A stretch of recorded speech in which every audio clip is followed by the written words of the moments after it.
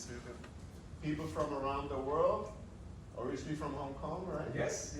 From Hong Kong, but you can go around the world, explore the world, come back home, give talks at HKU, what more you want. Right. We just found out we have a lot in common. He's been living in the States for 20 years. About 20 years I moved here, but 10 years before I lived in the US. And we both love road trips.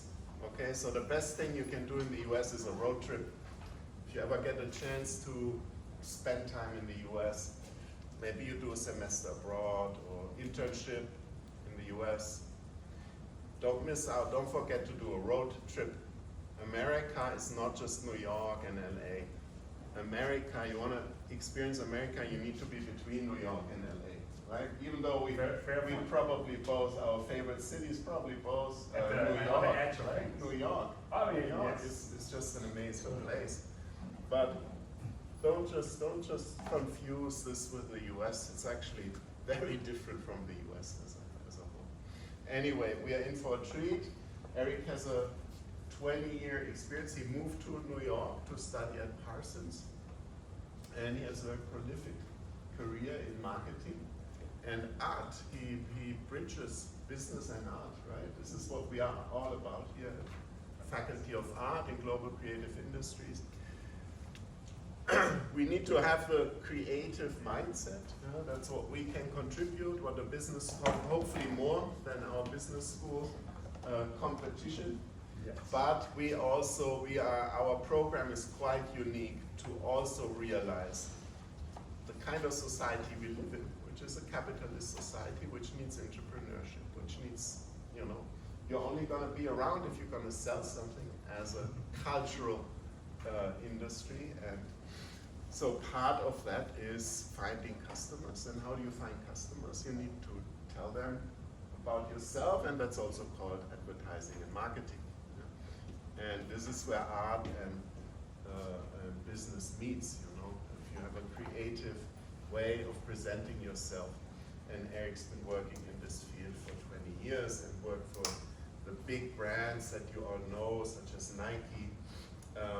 But he also does fine arts photography and has exhibited at the New York Stock Exchange, for example, which is quite impressive.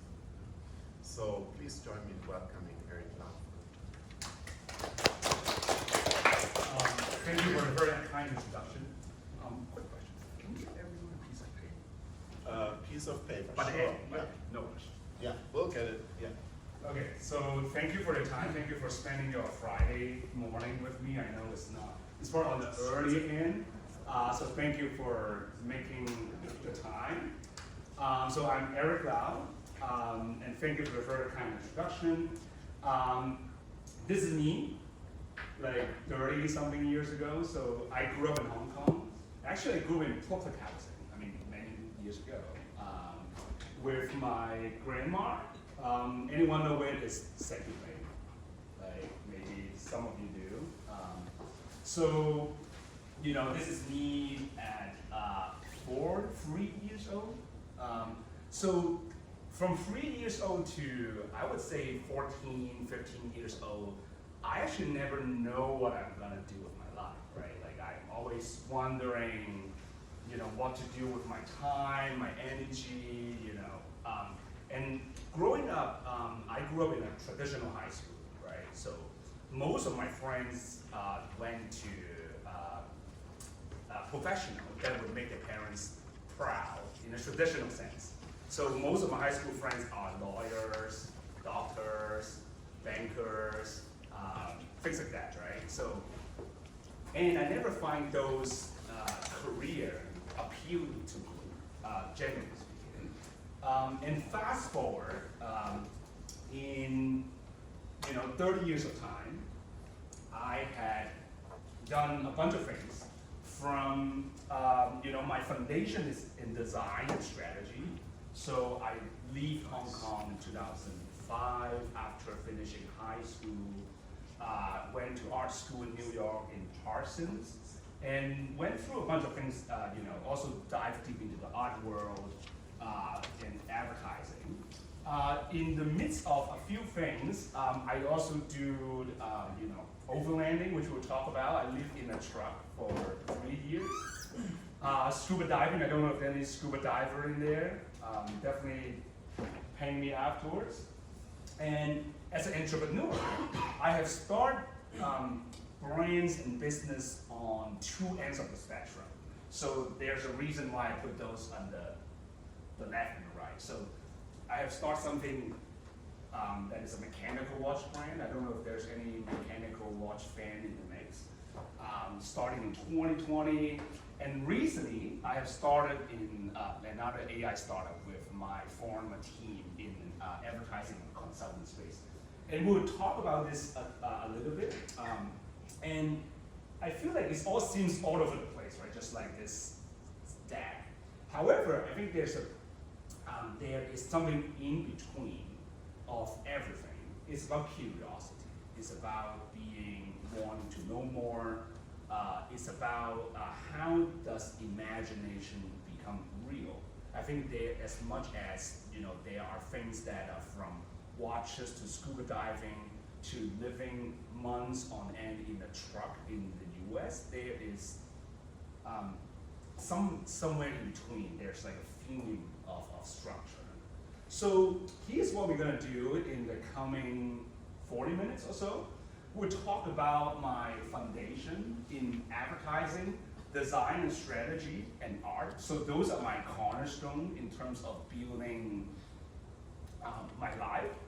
And we'll double click a little bit, and just because there are so many things, we'll double click into the journey of entrepreneurship, which is relatively new for me, from mechanical watches to hinting, touching on AI startup.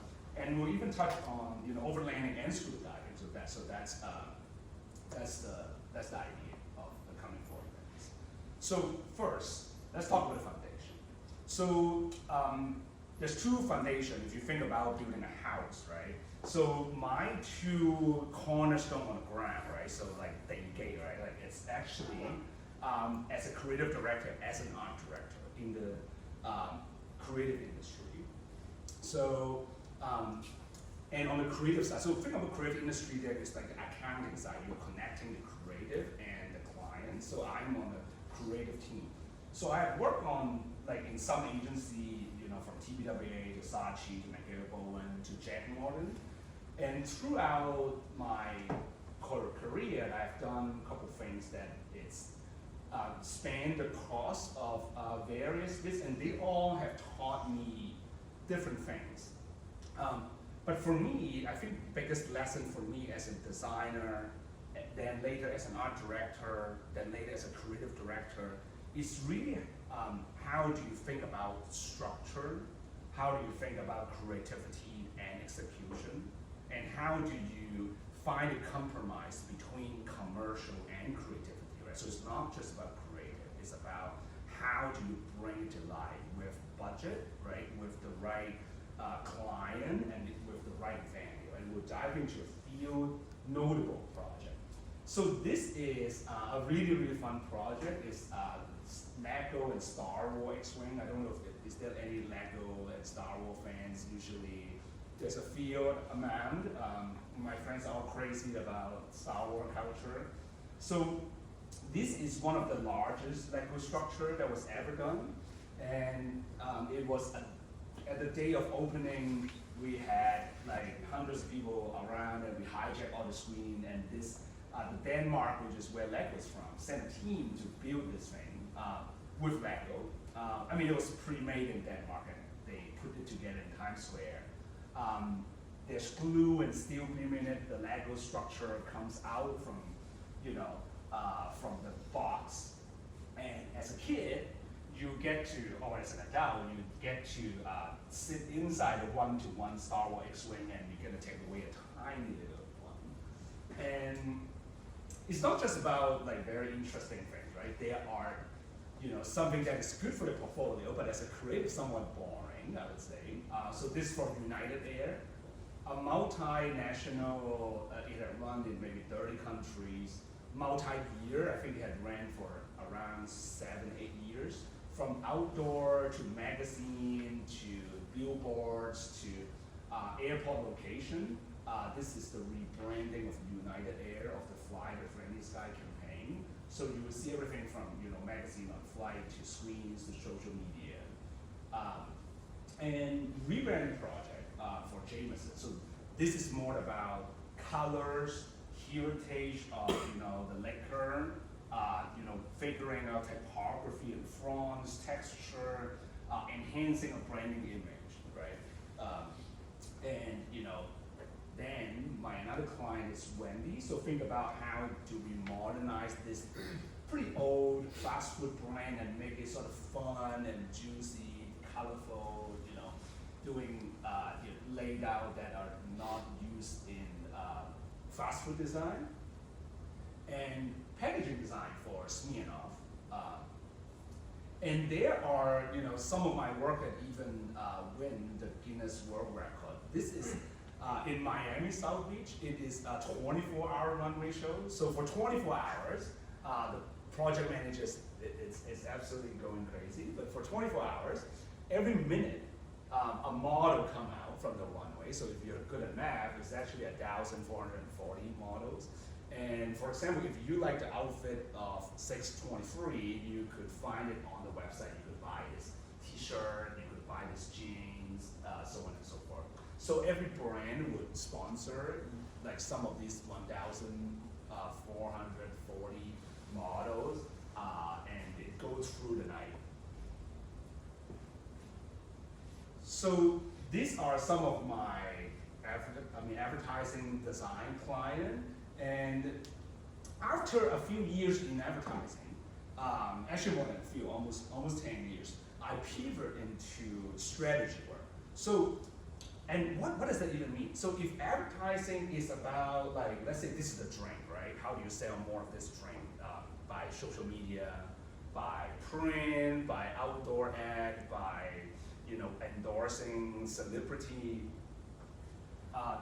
Strategy work is really about thinking what is the next drink is, like from product standpoint, like where are the trends and where are where are the tractions are. If we are coming up with a new social media campaign, or if we're coming up with a new product, how do we use methodology to harness that? How do we use a framework to arrive to new product idea? So that's how and we have a very specific lens about it. So it's a very fun place to work. It's called Sparks and Honey. My friend told me it sounds like a hipster cocktail, but it's actually a company. So every day at lunchtime, we sit together and we put our heads together. For an hour long, we do something called the cultural briefing. And what is that about? So we had a very diverse group of people from environmental expert to political geek to historical expert, people that have different opinion from a religious standpoint, people who are on different political spectrum from the left and the right, mostly the left because in New York.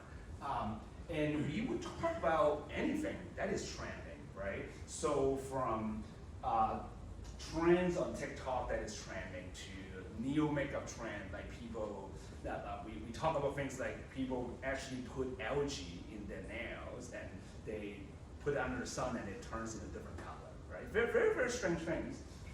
But what are we trying to net out is what is happening in the world and how do we use that as some insight to guide us of, let's say if you're Mercedes or if you are BMW, what is the future of transportation? If you are Facebook, what is the future of social media? Right? So it helps us to find what is the pathway. And this is something we call SaaS too. So let's say if Google is a client, they actually get access to this platform, which looks, which is fairly complex, but and they can assess and follow trends that help with their specific project. And this is the back end of the product, right? So think about this whole world is very messy, right? There are news, there are economic data, there are, you uploaded something on Instagram or TikTok, and maybe there's something on credible media source like New York Times or Economist. So it's all unstructured data. And we would have 150 categories of trends, and we nestle this into different structure, different categories. So these are called elements of culture. So brands would follow not just a few of this, but a cluster of this, right? So a combination of this. So let's say if you're Coca-Cola, you are trying to come up with a new flavor, you would follow this cluster of trend that we find relevant. And we measure our trends in 3 dimensions. So it's about energy, prediction, and reach, right? So think about like now you have a trend, how do you understand it? So we measure in these 3 specific categories. So energy is about when you talk about something, like are you being very passionate? We use natural language processing to understand. Or you're talking about it, but you're not emotional, right? Prediction is about if this trend is going up or down. And reach is about the geographic, how many people it is reaching, how many countries it's reaching. So all this sounds fairly abstract, and I'll give you 2 examples, which I think would make it a bit more vivid. So for example, if BMW is collaborating with Louis Vuitton for a new car, and it's very high end, like it has all Louis Vuitton seed, right? Like LV monogram, like normally it's 100,000, now it's 300,000, right? For example. So we are targeting the top 0.1% of population. This is a made-up project, doesn't exist. But just to illustrate the point. So for that project, we would need a lot of energy, right? Because it is an ultra luxury purchase. And you only make luxury purchase with emotion, right? But for the rich, in terms of how many people need to resonate with it, needs to feel connected with it, we might not need a lot because we're targeting the very top of the pyramid, right? So, and let's say if Coca-Cola is making a new flavor and it is like something that is for the mass, for everyone, we might not need as much energy because it is like, oh, you're on the way to school, you're on the way to work, you're on the way home, you're picking up something new for your day, maybe at the beginning of the day or at the end, and it's a very small purchase decision. So at that point, you don't really need that much energy, but we need the reach, right? So it is just some example of how we use different dimensions of a trend, a single trend or a combination to form an argument, to form the methodology of how to structure our data. And of course, we had our panel of experts from neuroscientists to other expert domain to help us to validate our choices. And we net out with insight from the other end. So throughout the 10 years, we would help brands to understand the marijuana industry, strategy, like are they understanding this correctly? Space industry, which sounds like very far-fetching.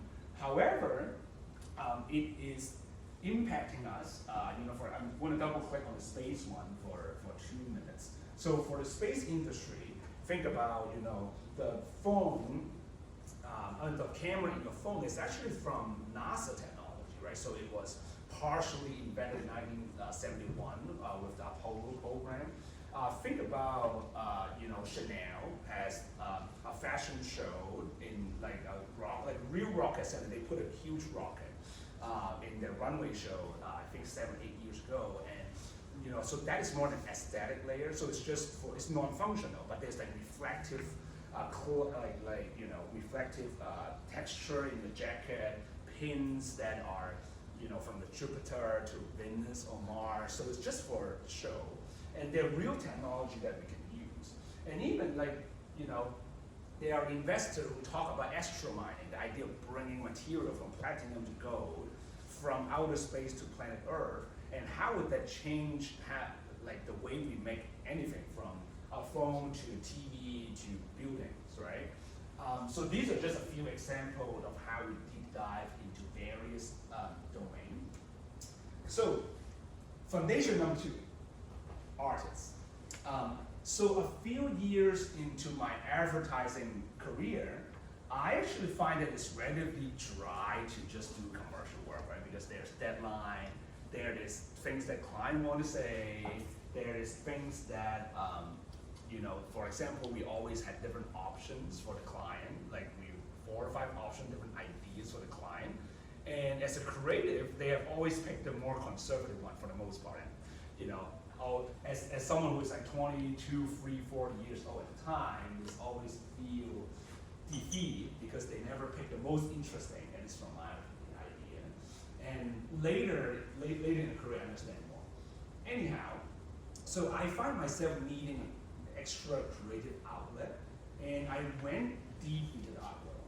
So, think about art and design. So design is a way to solve like a problem, really, right? Like you need a logo for a company, you need a campaign for the new product, so on and so forth. Art is potentially raising a question. So I started my photography practice from, and I have gone from street photography to more abstract when I do my overlanding journey, like living in this truck for 3 years all over the US from 2020 to 2023, so 3.5 years. So my work has also evolved from very, very urban scene in New York City to abstract landscape in the past 3 or 4 years. So so now you understand why I dive into this sort of art world. I find that potential limitation about creativity, right? So art is really the counterbalance. If a creative person, in my opinion, only do commercial work, it is very, very hard because a lot of different concerns, a lot of different compromise, which is good for the commercial purpose, but for your heart, I think you need art to really express yourself. So in 2015 is the first time I get invited by New York Times, and we are doing a street series for different parts of New York. And this is Bronx, which is traditionally quite dangerous. And New York Times is doing a project like bringing a bunch of street artists to show the beautiful side of this area. And this was the cover image for the issue. So it's a very simple image. It's street art and graffiti. I think the blue and the white and the red and the sun kind of and the little green street sign help it to feel a bit sort of optimist. And they've used this for the cover issue. And in 2018, I have sold my very first piece of art at Sotheby's, Sofu Bay, like the auction house, and it was in a show among many other famous artists, and it was a really good experience. And not so much about selling and exhibiting at the very prestige auction house. For me, it's about being participating in the show, and now I have made friends with other artists who are also in the same show, and making connection with them, understanding where they are coming from. There are artists who are from Spain, right, from a family who sail every summer, to this guy, which now is a very good friend of mine from Ireland. He comes from a drug addict family, and also his parents also drug addict, and how he used his art as a way to get away from that community. Because for example, for him, when he ran into the trouble, a lot of times he thought about that as an escape, right? And there are other people from Pennsylvania who grew up in a very strong street art culture, and their work can reflect who they are. And throughout the years, as I stay in touch with them, I understand how all different walks of life had rendered the art differently. And in fact, one of the reasons why I do my subway series is because I actually really hate the New York City subway, because I'm from Hong Kong, and the MTR here is very clean, right? So when I get to New York, it's dirty, there are rats, water's dripping, and it smells horrible. So for 2 to 3 years, I actually do not take the subway. I totally take I drive, I take the train, I walk, and I try to get away from it. And when I introduce the subway back to my life, I want to look at it very differently, right? So I want to use that 25 minutes of time in going to work and coming home as my art studio time. So I want to reframe about it. I want to really reimagine what I can do instead of thinking about this place is dirty, it's horrible, there's wrecks, everyone's cramming together. So that's why, and I didn't plan about it, right? But I think, when I take the subway again, I want to approach this time very differently, and that has become my my long-running series of work. And since 2015, the New York Times article, I used to collect cameras, many of them, and I used to be like a nerd about different type of lens, how they look, and technical aspect. And in 2015, I sold absolutely everything. I read a few books around Marie Kondo. I don't know if you might have heard about, doing selling, right? The idea of streaming down and and focus on things that spark joy. So I sold absolutely everything, and I only shot on my iPhone since 2015. And I was involved in the Short on iPhone campaign. This is in 2019. So very interesting image. I was in the northeast corner of Brazil, and I saw this donkey hauling a fridge, and the title is called "The Ground Shipping." So they really like the image, and they comment on it. And after signing many papers, I've seen my photos up in billboard somewhere that my follower had sent me. I also shared my creative journey in Apple Store in New York City, and a few other interesting things I've done over my artistic career. This is the largest show in New York City. It's a digital, so we take over all these screens in Manhattan. Also other interesting venue from the World Trade Center in Oculus, very iconic architecture. And we are showing our work in one of the longest screen in North America. And in this very interesting setting, because all this architectural structure feels like you're inside of a big well. And earlier this year, I shared my work in New York Stock Exchange. They are doing a series of work about love, and one of my work is a couple kissing in Midtown New York City. It's a little small, and they are showing it around the stock exchange. So these are some of my more important work from New York Times to Sotheby's to Apple to then overlanding. Actually, I do want to quickly tell you this story. This is really fun. This is in Grand Central, New York. And I posted this picture on my Instagram. And someone who know them tagged them. And like one of my followers' friends of theirs. And they really like this picture. So I end up meeting them and I give them a print, and now it's sitting in the living room. The last time when I tell this story, someone asked me like, oh, what if we post this on the Instagram and they're cheating? So I don't have an answer for that. I'm still thinking about it. Okay, so Mac watches. Mac watches is my first, my first entrepreneurship. So it's the first business I start.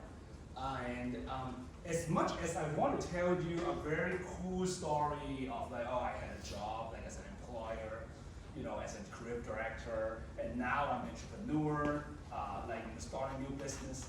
It actually is a very indirect path. I don't want to give you the wrong impression that it is a very obvious choice, right? So there's a lot of very small choices that we double click into. So first, I started after the doing selling, right? I sold my sneakers, my streetwear, and I'm actually a little bit upset because I love design, I love objects, I want to be surrounded with like very fun object, and I want to start collecting again after I sold a lot of things in 20, just sneakers and cameras and older things I collect. And I started 2016. I started collecting watches. And in fact, I used to not love watches for the longest time.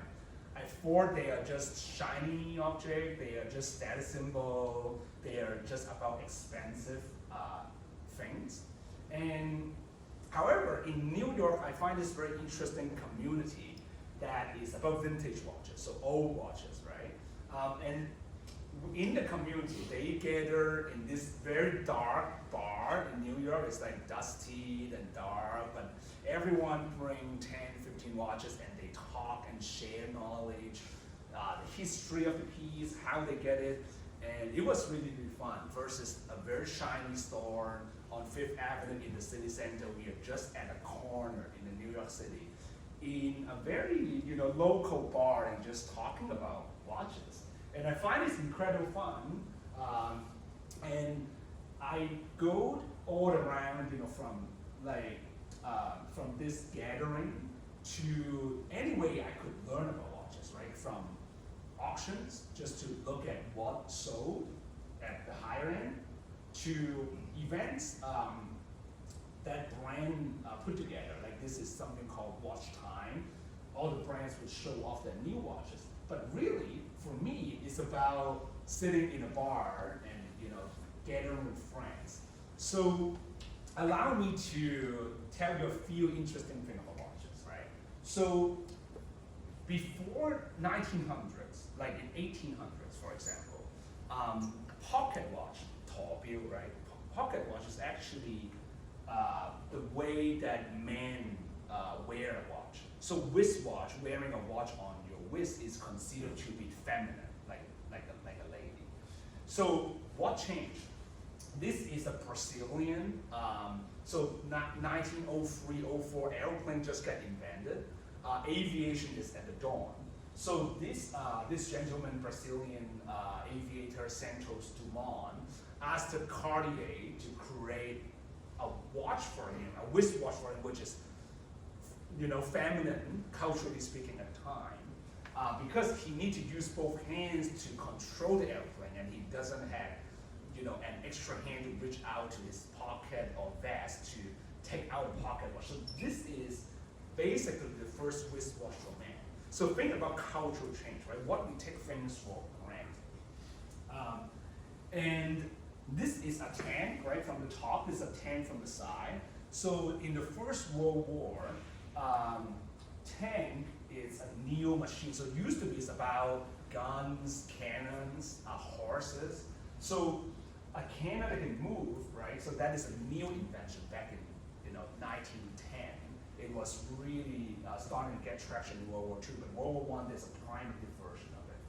So in early 1900s, Cartier invented tank. So think about these two are the drive of the tank, right? So almost like you're looking at the tank from top down.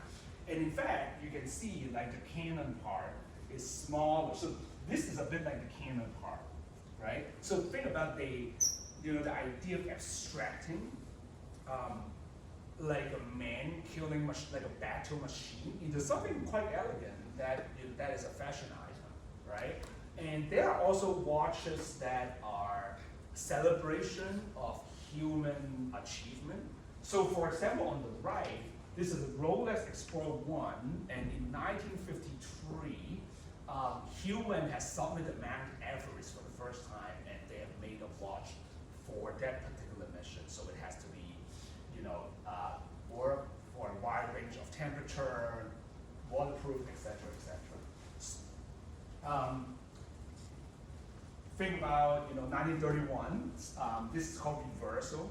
A bunch of Indian and UK officers playing polo in as a sports, right? So they had horses and a lot of vigorous. So the idea is they always break the glass, which is crystal on the watch while playing polo.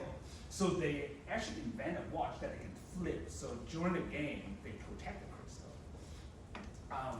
And of course, like 1956, they start like air travel after World War II, where World War II ended in 1945. And I'm not a history major, by the way. This is mostly because of interest of watches. But anyhow, like after World War II, people start to travel more.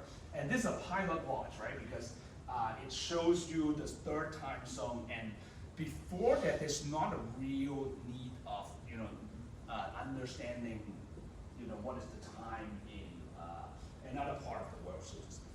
So as you probably know by now, I don't want to tell you another 100 watch because I can go on for hours and hours. But in 2020, during the pandemic, I got a phone call from my friend, very good friend, Carlos, and he called me and he asked if I wanted to design a watch and do it together, and that was NBC watches. So it was during pandemic, everything is closed down, we have some time in our hand, and this is us in our backyard, have our pandemic haircut because all the salon is closed, so not the most glorious photo, but we started making the brand, and these are some of the very first sketch of the brand. We start thinking of ideas, like how the watch would work. And it was a team of 3. So it's me, who is the design person, my friend Carlos is sales and operation, and one third person is watchmaker. So his job is actually, a watchmaker for a major brand. So from 9 to 5 every day, he put together watches, fix watches, so he actually know how to do it. So that we formed a team. So we had many calls, like at this point in time, air travel was stopped. So we are doing meetings and all 4 of us, this is someone we hire, a micro engineer, from Miami to New York to Geneva in Switzerland. So we had many meetings, and we work on our own movement, which you don't have to do your own movement while designing a watch, but we decided to take that route. And after 18 months, we finally see something that clicked over, on Zoom, so not in person, but we see something that is moving, that is turning, that is clicking, and for us, that was just such a moment of joy. And when after 18 months of work, we see this little thing that is finally clicking and turning. In 2020, 3 of us met for the first time all together, the whole team, and we flew to Geneva and we picked up our prototype. And this is a very happy day in our life, and we are we are in Geneva in the mountains, and we even get to visit some of the facility. And although it's only 3 of us, there's many people who help us from the case to the dial to the crown to many different parts. So we even managed to visit some of the facility and people who had helped us to realize the watch. And this is our watch. It's called a jump hour. So normal watch has 3 hands, right? So this one has the hours, so this is 10 o'clock, and you have 1 hand is the minute, and this is the second. So the interesting thing and the difficulty about this watch is when you had a quote unquote normal watch, you have 3 hands, right? So slowly the mechanical energy release, and they're just turning in different speed, right? The hard thing about designing this watch mechanically is for 59 minutes and 59 seconds, you have to hold all the energy because this is not moving, and when it's 11 o'clock, it all releases and it turns the dial. So somehow we didn't know, but we picked up we picked a very hard design. And over the past 2 years, we end up showing this watch to some of the biggest influencers, from the Watchbox to the Shark Tank to Hodinkee, which is a watch media. and we had our little opening in New York City, and we share our creation. It was in last summer. We had this party. I'll show you this short clip, and we had influencers that come together, sharing the watch, and we had some collectors will buy the watch, who would pick up the watch, and it was a really, really fun party. After 4 years of work that we bring it to life. And we even announced our second model, which is a dual time zone watch. And in the last year, our watch is featured from GPO to Watch Time, and also Formula One in Singapore, so we sold the watch. And in 2025, which is 3 weeks ago, I was invited to something called the Roadie Fest, which is a very interesting thing. It's all our top 175 collectors of the world coming together in a Met Gala style. So we are gathering in Metropolitan Museum of Art, which is where they hold Oscar.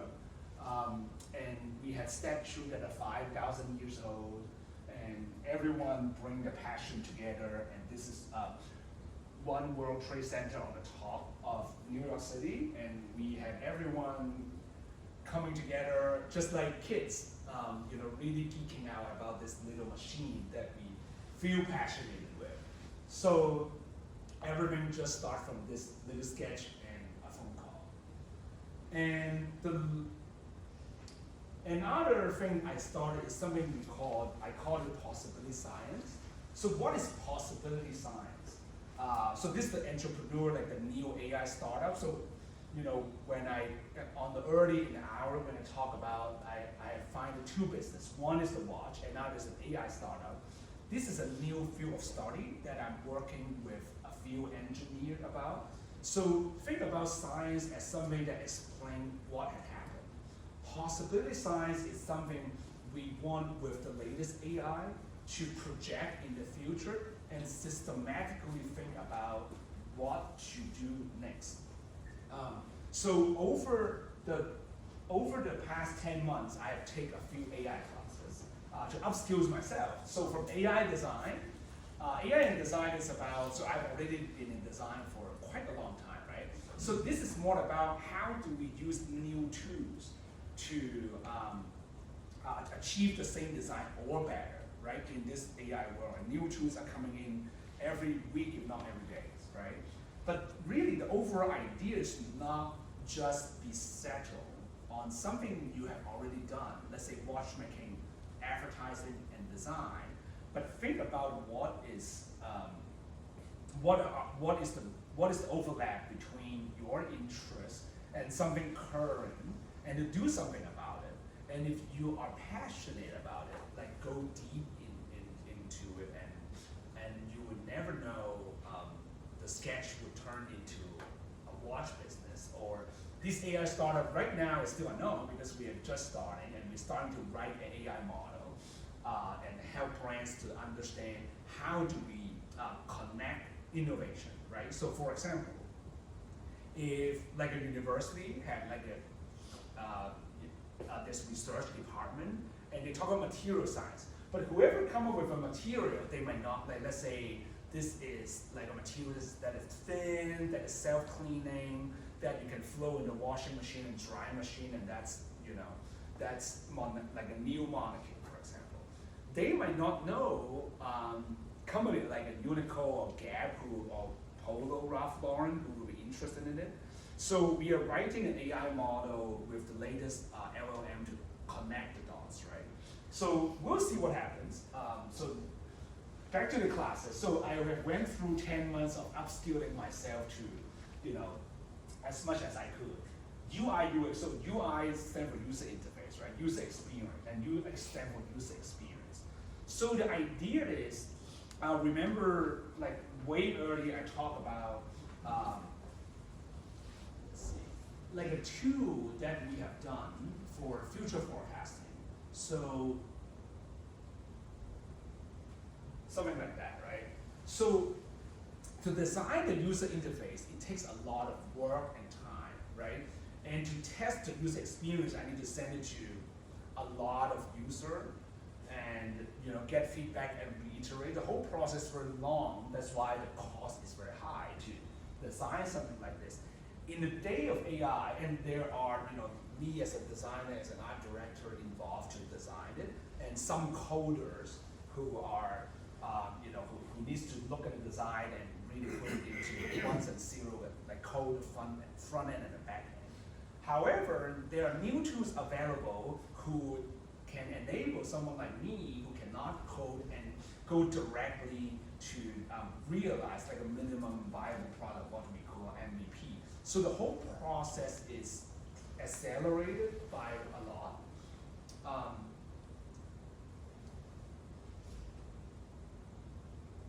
And the last thing I want to talk about is something a bit more alien, right?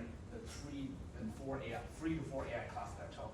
So this is called a solution architect. So it's almost like coding. So it's all picking the right AI model, how do you train the AI model, learning about what is an AI vector database is, and how is that different from a traditional structure, and how can that help you in the new age of AI.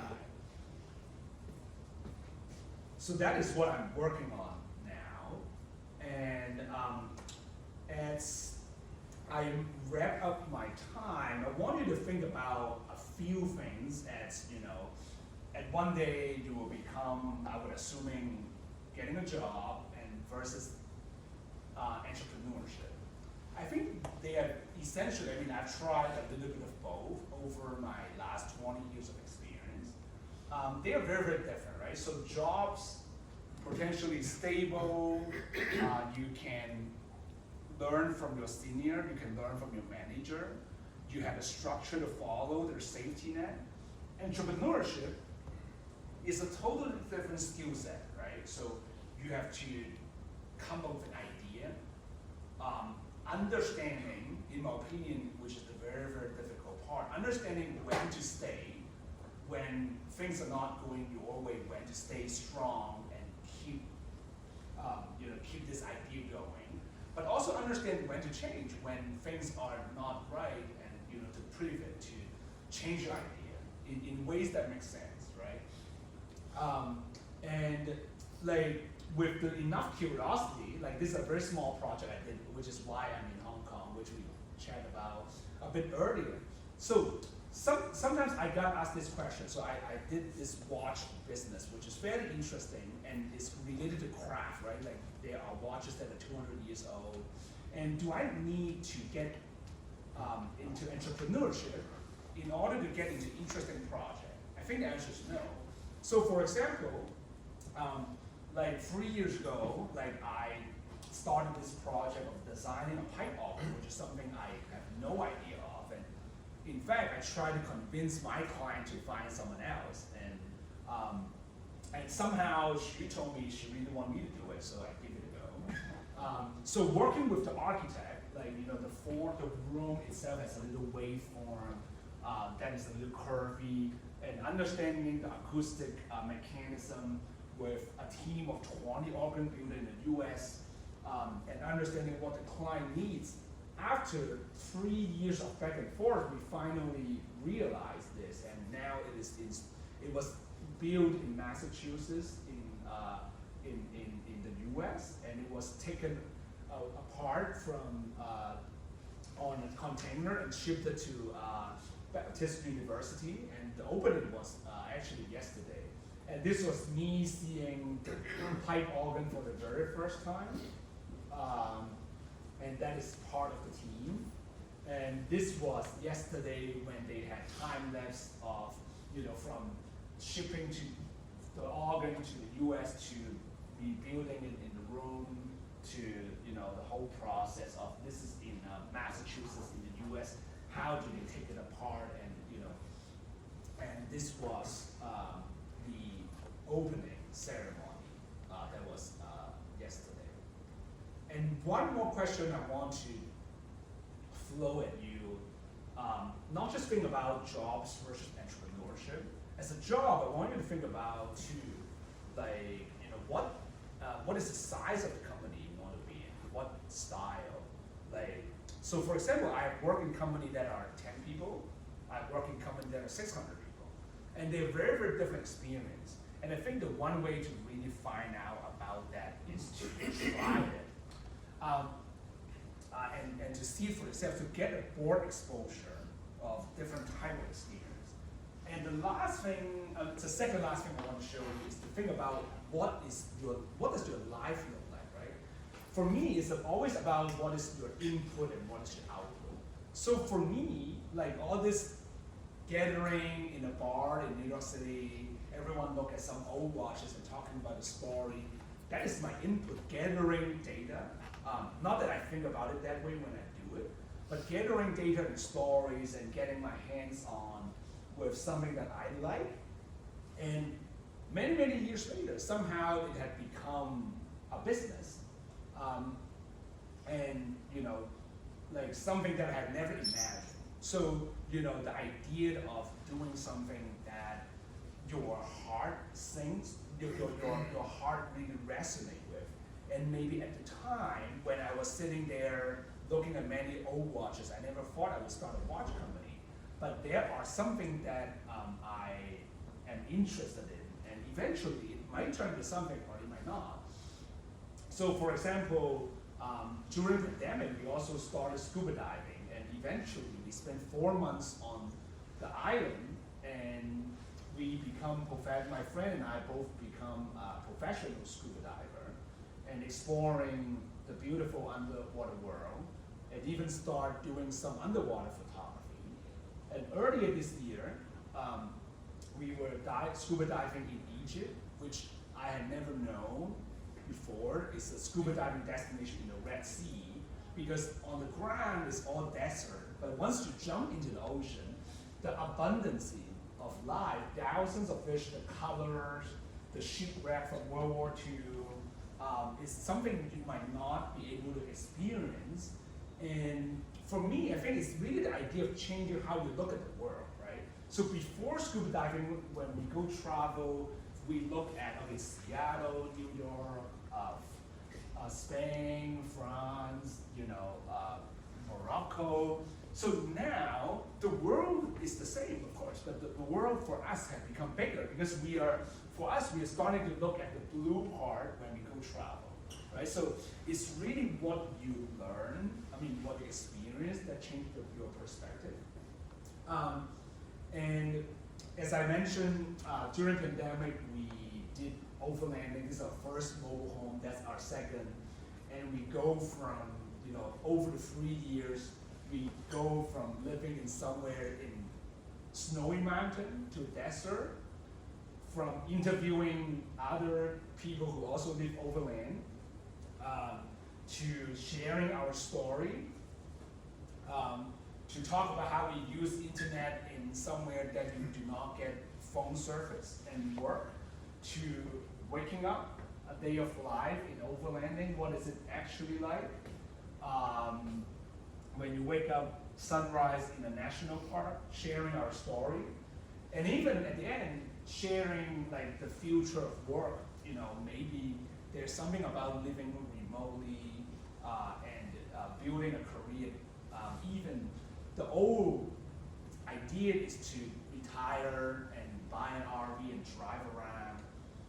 My idea is to potentially you could do both at the same time. You could have your job and you could also overland at the same time. So we share the passion with some others.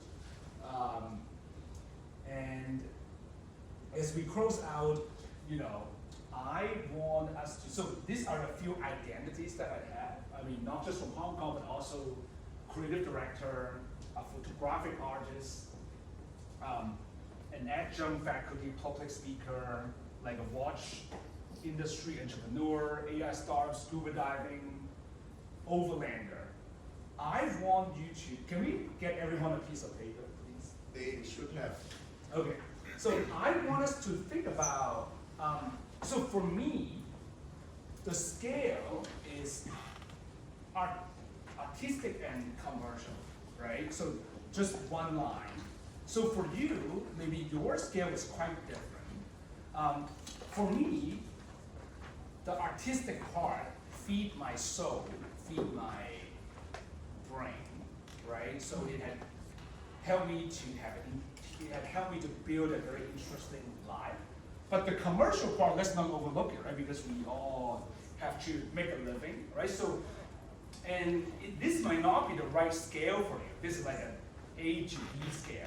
So everything I do fall on the spectrum somewhere, right? So from a creative director to an AI startup, and it doesn't need to be big, but I wanted to draw your line somewhere and think about like different terms, different things to do, even, and it doesn't need to be big, right? So think about if you love food, you may be a foodie, if you do basketball, you're a basketball player, you travel, you're like a traveler, like a tourist.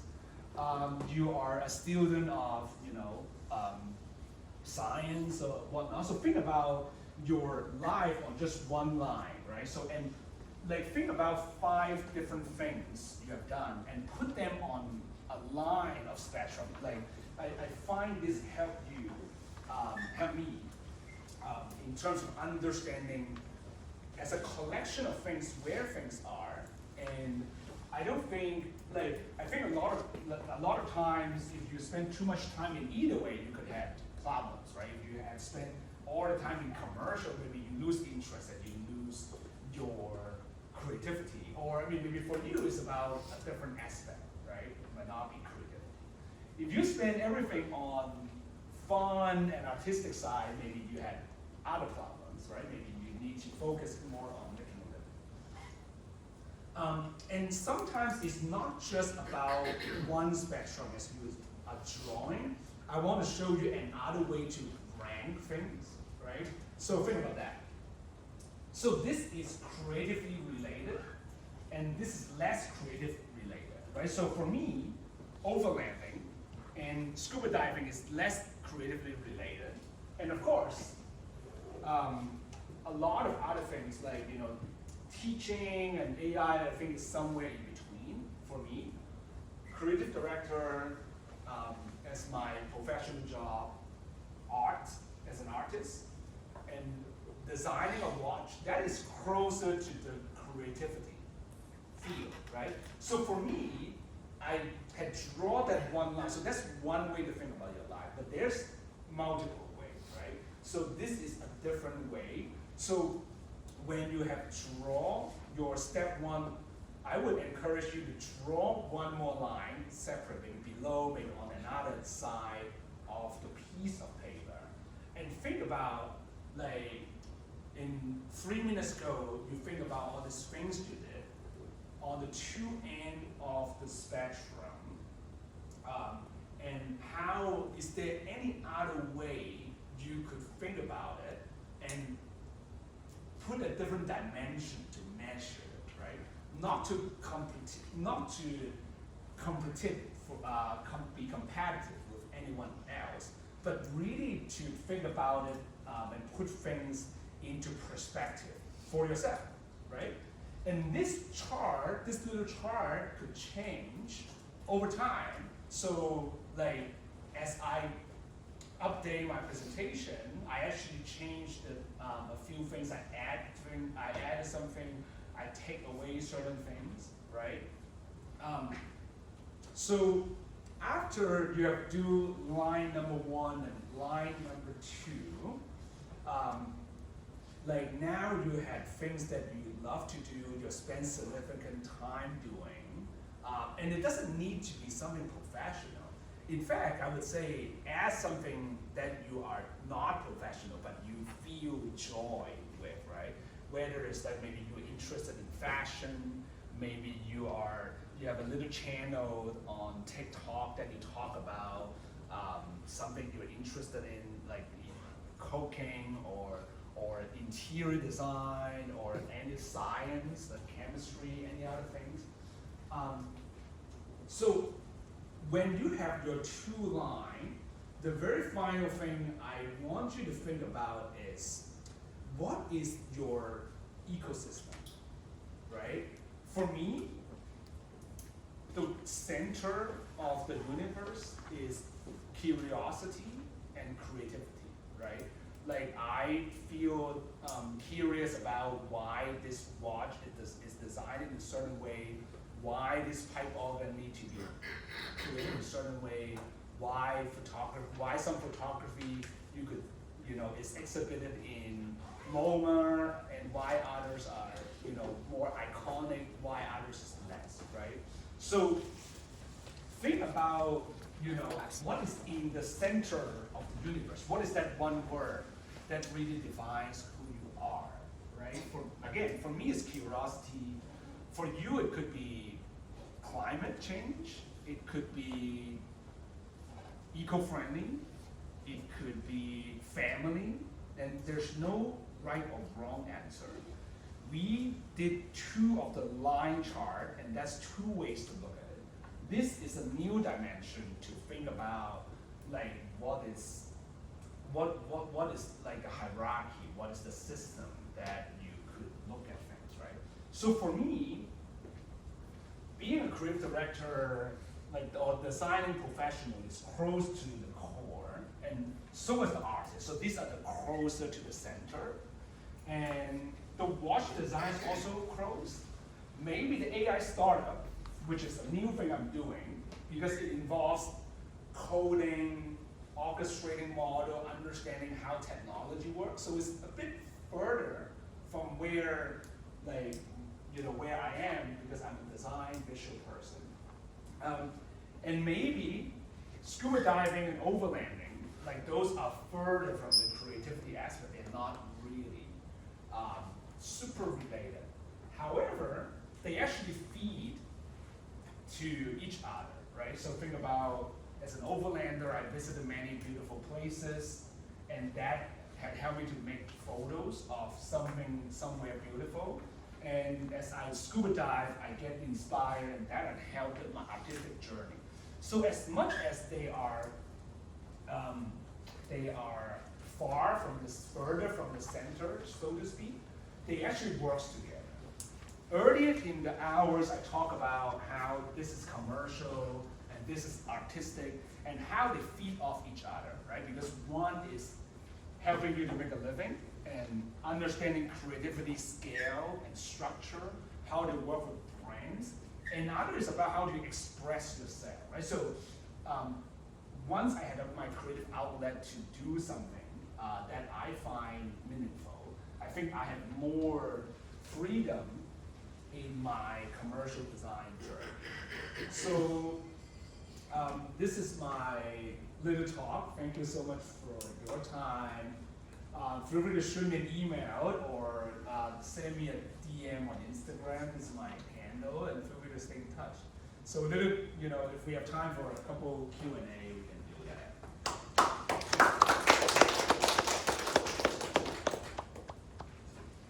Thank you so much. That's amazing. I take so much from this. This is so rich and incredible. Main thing I want you to think about.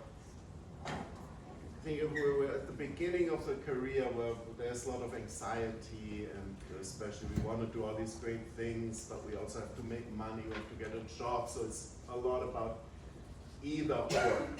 Either I'm going to do what I want to do, or I'm going to get a job. Either I'm going to have no money, or I'm going to have money.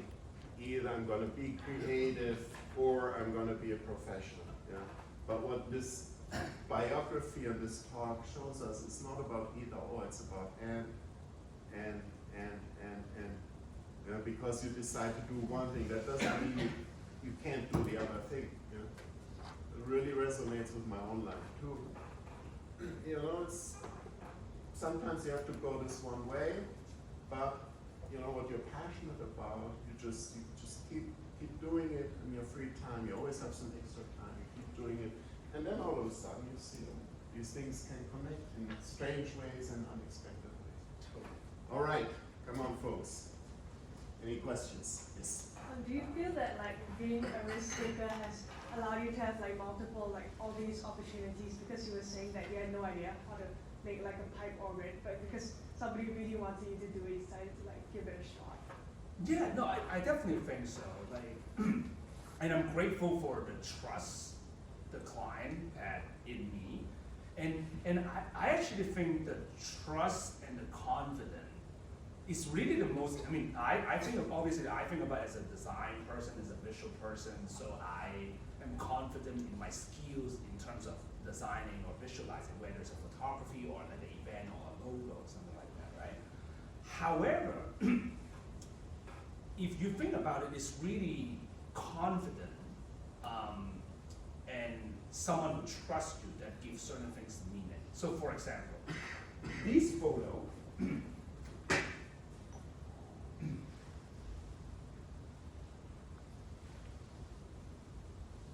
this picture was sold in an auction house in New York, which I'm not trying to show off. However, if I don't trust this photo, had values and want to show it to others, it would just be a file on my phone, right? And it would be back on iCloud, and no one would have known about this photo. Like this photo might not have helped me to connect with others. Like now, this photo had helped me to connect with many others. I told the story of even just shooting this with a phone, to underprivileged student in New York. A lot of times, like maybe they think about things like, oh, I don't have a nice camera, so I cannot be a photographer. And I went to those schools to do talk and prove them like you might not need it. Like I've done almost 35 shows just on an iPhone, right? So and I'm not particularly skilled, but but like you said, at first when someone asked about me to do a pipe organ, because I've never done one, I told her to find someone else. But then she really trusts me, and I told her, okay, well, I will try it. And of course, it takes a lot of back and forth. It's not an easy or straightforward path. The organ builder will tell you, oh, you cannot do this and that. Maybe the organ builder tells you you can do these, and the client did not like it. So we're trying to find solution that meets technically, aesthetically, but really it was you, yourself, who give your own self license to do certain things. And I think without making it too old school, it's kind of all in your head, right? But what is that one point that you are here thinking that you cannot do, whether it's scuba diving or putting something on the wall as an artist that is worthwhile, or designing a logo, or cooking a meal for someone professionally, or building a house, right?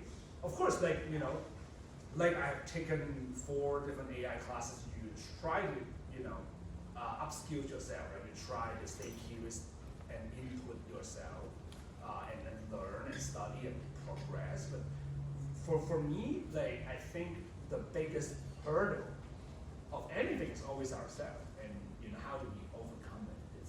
It's really all internal. The photo, the Sotheby's photo it was not staged, right? It was a No, everything is by candid. chance. No, everything is candid. In fact, it's interesting in the sense that when I was in Parsons, I studied product and studio photography.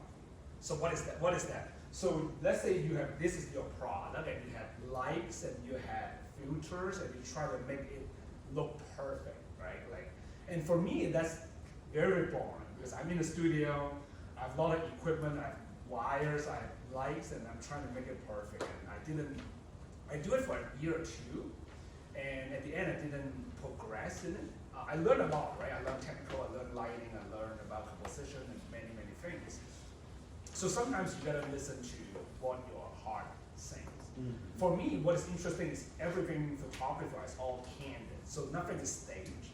So it helped me to realize that life is short, and if you don't pay attention to this moment for this particular photo, maybe you will not have the chance to take this photo anymore, right? Because if you're not looking around hunting for the next moment, and it would escape you.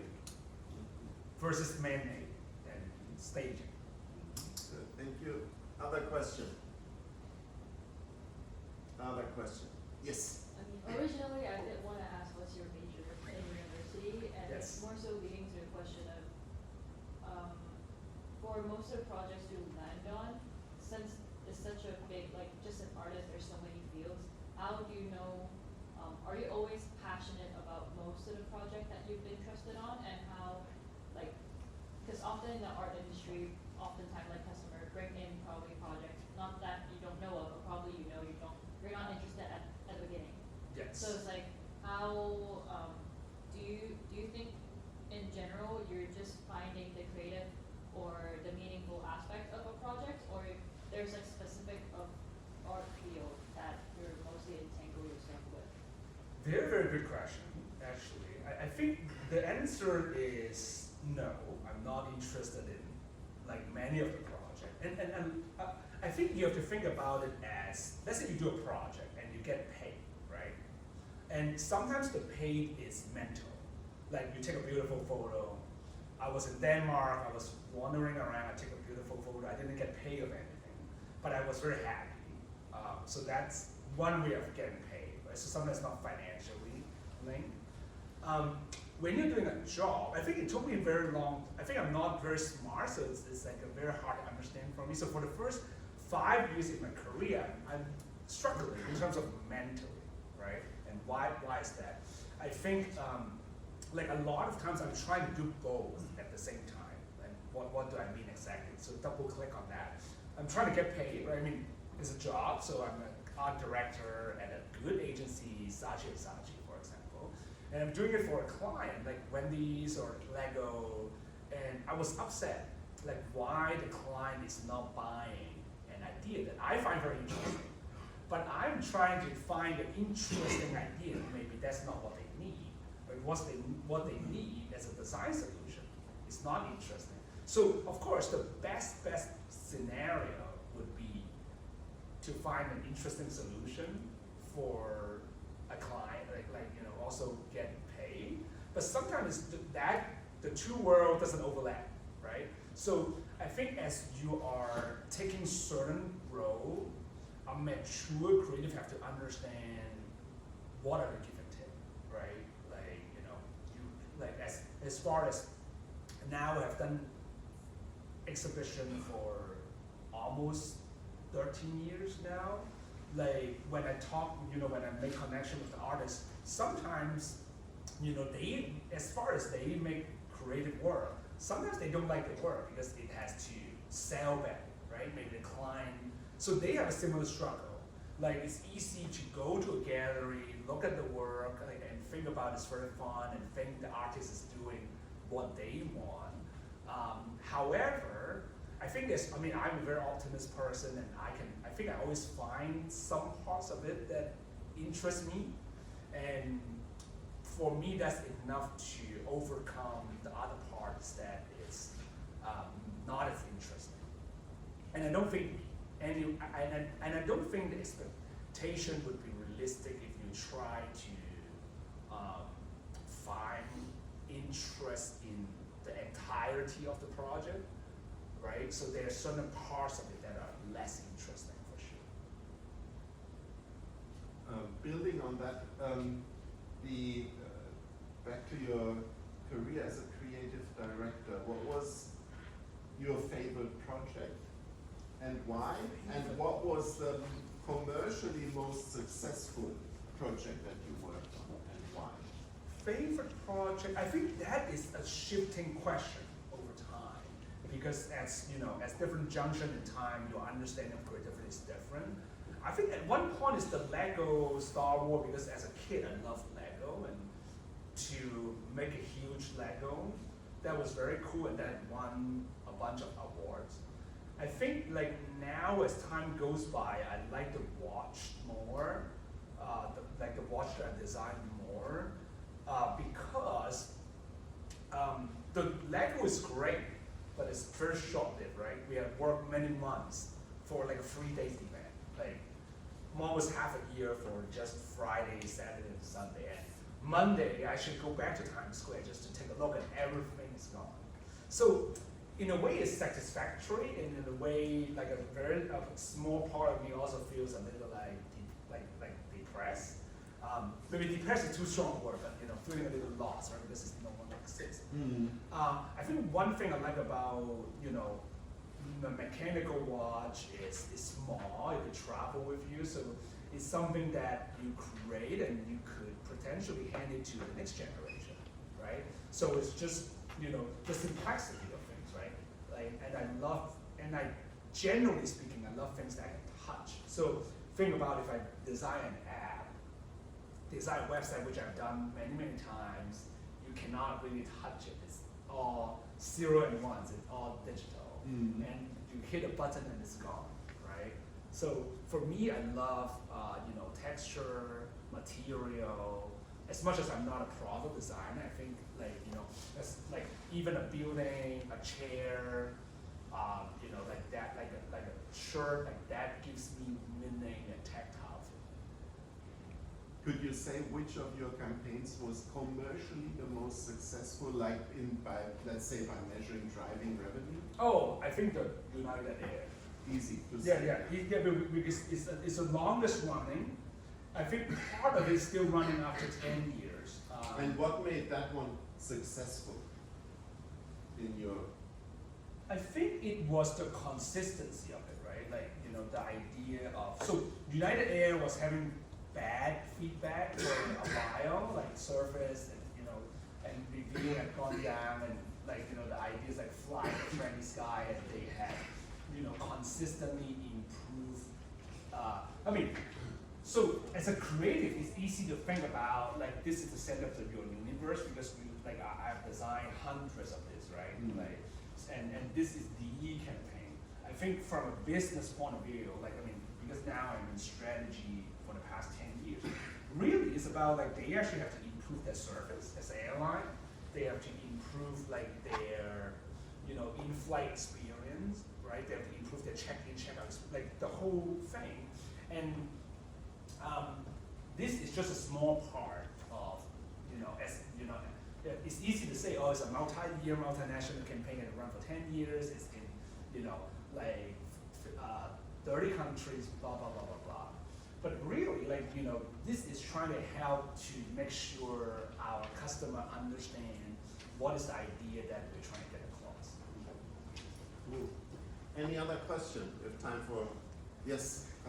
For the watch, Yes. if you want to carry on the entrepreneurship, is it possible to make it a business, or is it at some point it stopped? Or? Very, very good question. I would honestly say I don't know, but I think it's hard. So we almost break even in terms of we have let's say every watch we make $10,000, right, for example, and we have invested $100,000, for example. If you sell 10 watches, you break even, right?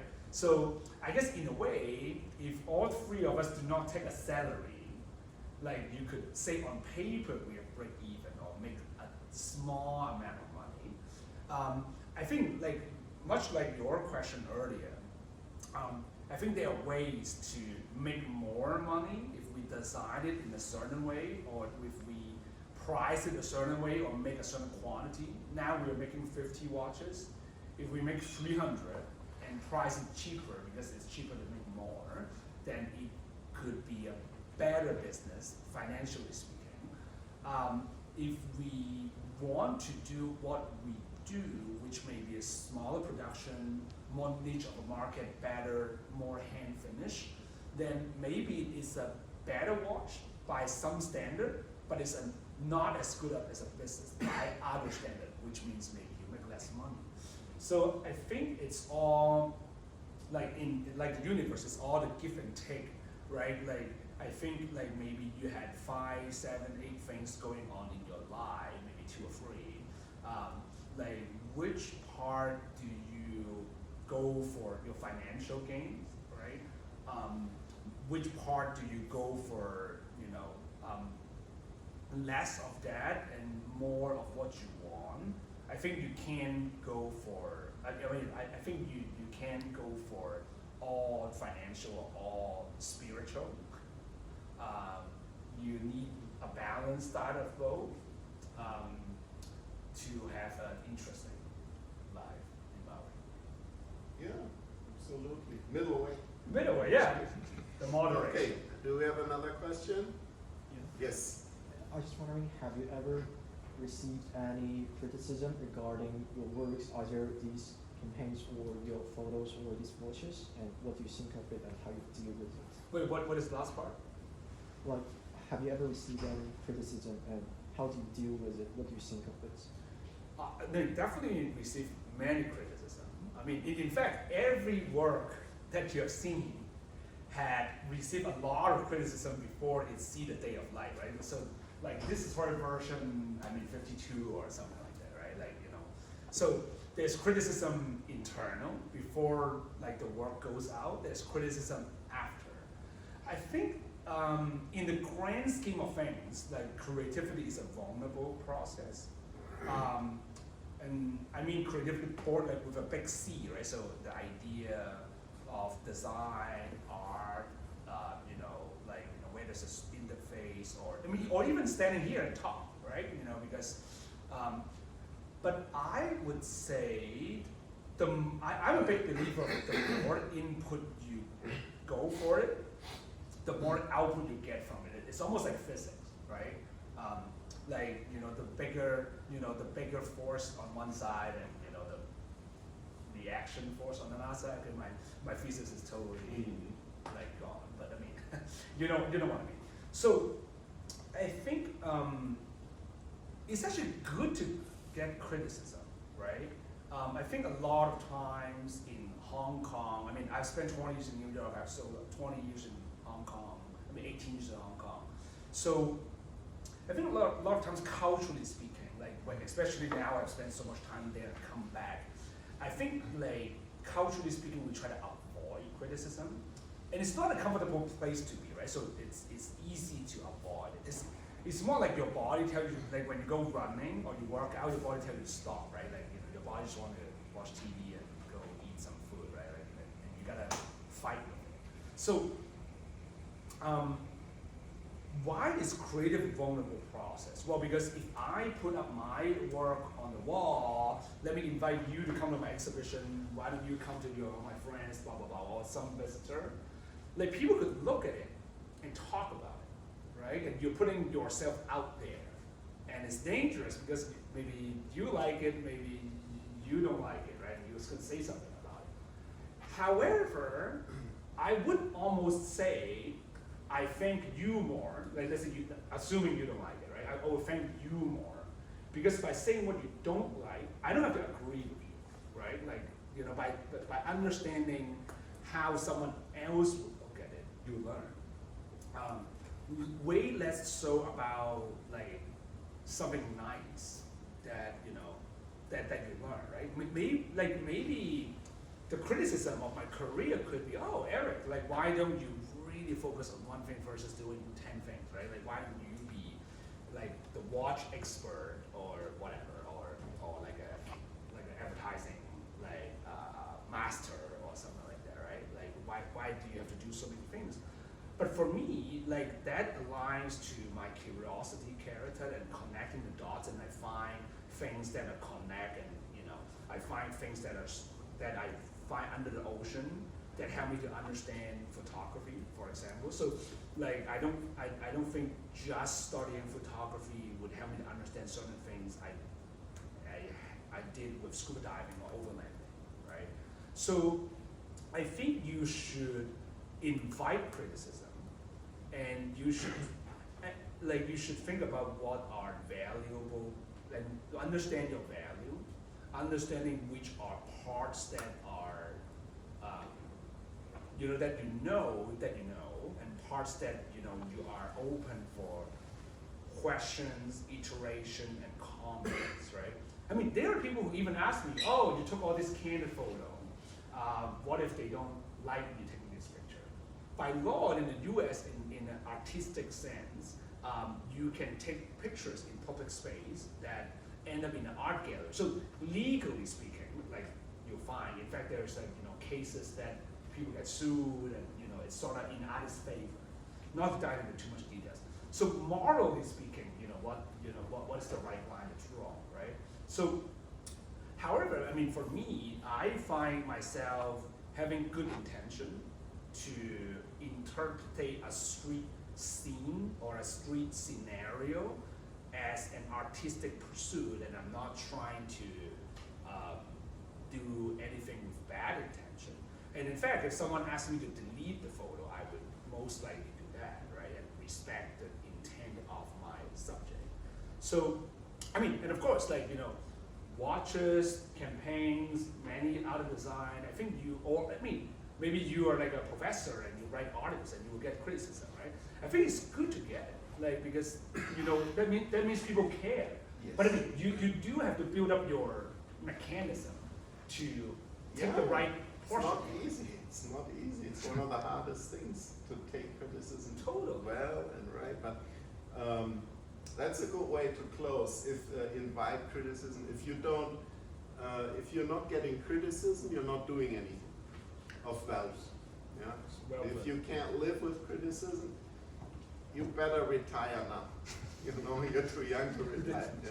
A little early. So that's the way to go it. Yeah, you said it exactly right. There's no seniority in the academic profession where you don't get profound criticism, profound critiques. There's nothing ever published, nothing ever sees the light of day at that level without going through multiple iterations. And each iteration is struggling with the criticism that you get. And I think you learn this as a student when you get criticism from your teachers. All right, join me again in thanking Eric.